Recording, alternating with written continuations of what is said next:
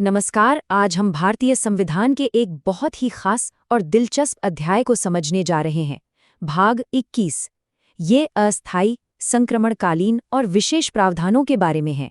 अगर आप प्रतियोगी परीक्षाओं की तैयारी कर रहे हैं, खासकर यूपीएससी की, तो ये एक ऐसा टॉपिक है जिसे आप बिल्कुल मिस नहीं कर सकते। तो सबसे पहले ये सवाल मन में आता है ना, कि भारत जैसा देश जहाँ इतनी भाषाएं, संस्कृतियां और भौगोलिक भिन्नताएं हैं, वहाँ एक ही संविधान सबके लिए कैसे काम कर सकता है। ये वो सबसे बड़ी चुनौती थी जिसका सामना हमारे संविधान निर्माताओं ने किया था, और इसका शानदार जवाब हमें मिलता है संविधान के भाग 21 में। चलिए फटाफट देखते हैं कि आज हम क्या क्या कवर करने वाले हैं। हम भाग 21 के परिचय से शुरू करेंगे, फिर इसके तीनों हिस्सों को समझेंगे, अनुच्छेद 370 का एक तथ्यात्मक अवलोकन करेंगे, इन प्रावधानों के महत्व पर बात करेंगे, और हाँ, आखिर में कुछ अभ्यास प्रश्नों से अपनी समझ को और पक्का करेंगे। तो ये जो भाग 21 है, जो अनुच्छेद 369 से 392 तक फैला है, ये असल में भारत की ज़मीनी हकीकत को दिया गया एक संवैधानिक सम्मान है।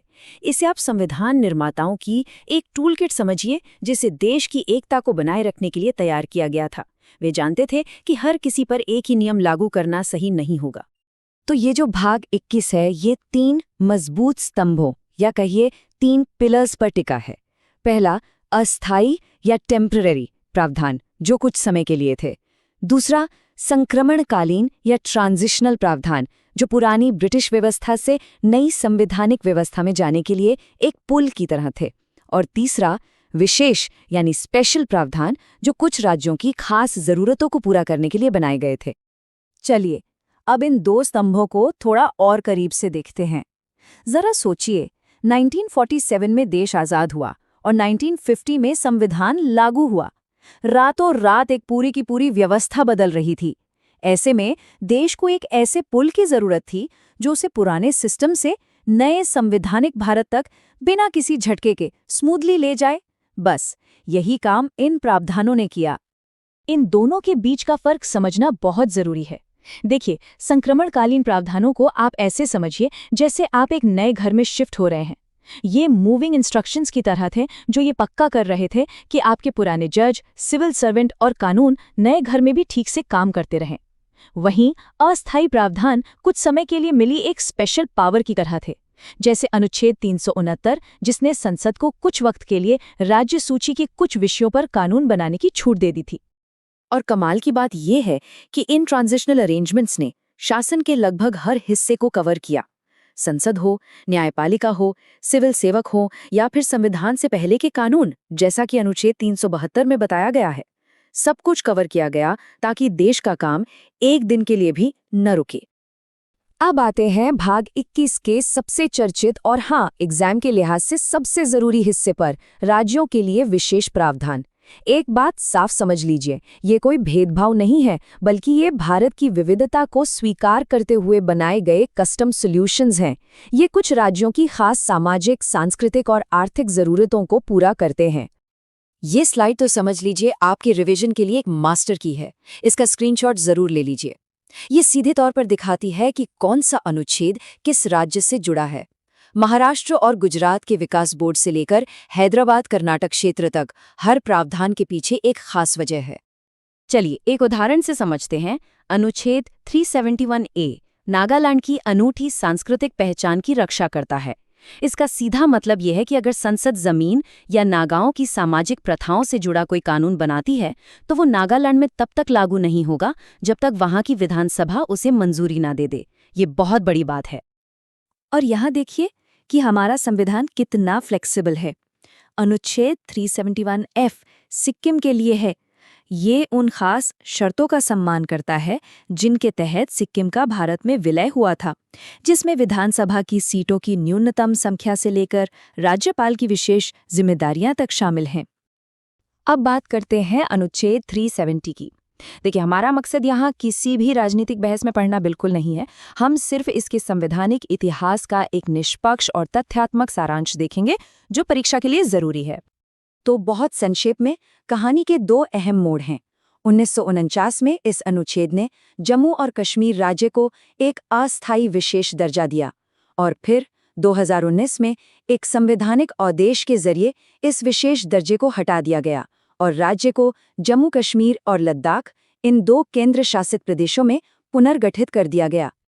तो हमने ये समझ लिया कि ये प्रावधान क्या हैं, पर असली सवाल तो ये है कि भाई ये आज भी इतने अहम क्यों हैं?